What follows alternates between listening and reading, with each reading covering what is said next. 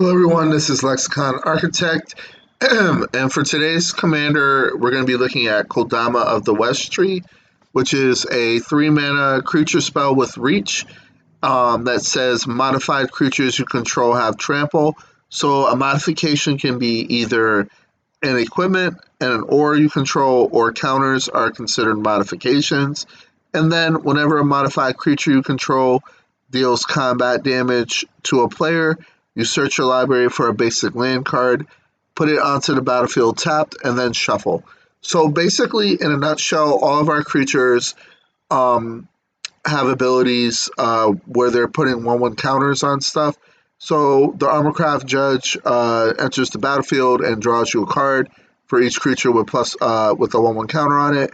Then we have stuff like Mana Gorger Hydra that gets bigger every time a player casts a spell. Then we have cards like Pelt Collector and Quarian Beastcaller that get counters when you cast a creature spell. But in Pelt Collector's case, the creature has to enter in with a greater power than Pelt Collector to put a counter. And if it has 3 or more counters on it, it has trample. But it's already going to have trample once it gets the counter on it, because our commander gives trample to modified creatures.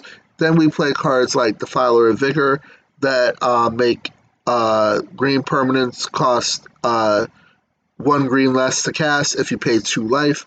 Champion of the Lambholt can help us win the game because whenever another creature enters the battlefield under your control, you put a counter on it, and then creatures with power less than Champion of the Lambholt's power cannot play of each mana ramp, some draw spells, and Overwhelming Stampede to close out the game.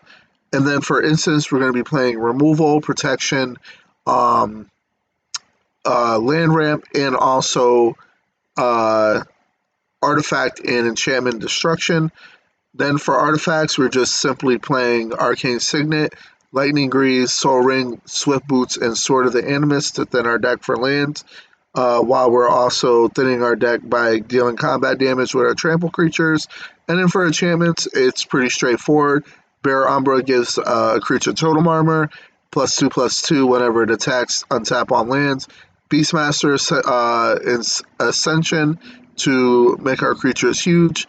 Then we have cards like Colossal Majesty and Elemental Bond to draw us cards. Same with Garruk Uprising, Guardian Project, Tribute of the World Tree, and Up the Beanstalk. And then for lands, we're going to be running Castle Garenbrig, Lair of the Hydra, and Mosswork Bridge for the Hideaway 4. And that is the deck in a nutshell. It's going to cost you $215. I have a gameplay video already set up, so I hope you enjoyed this deck tech and have a good day.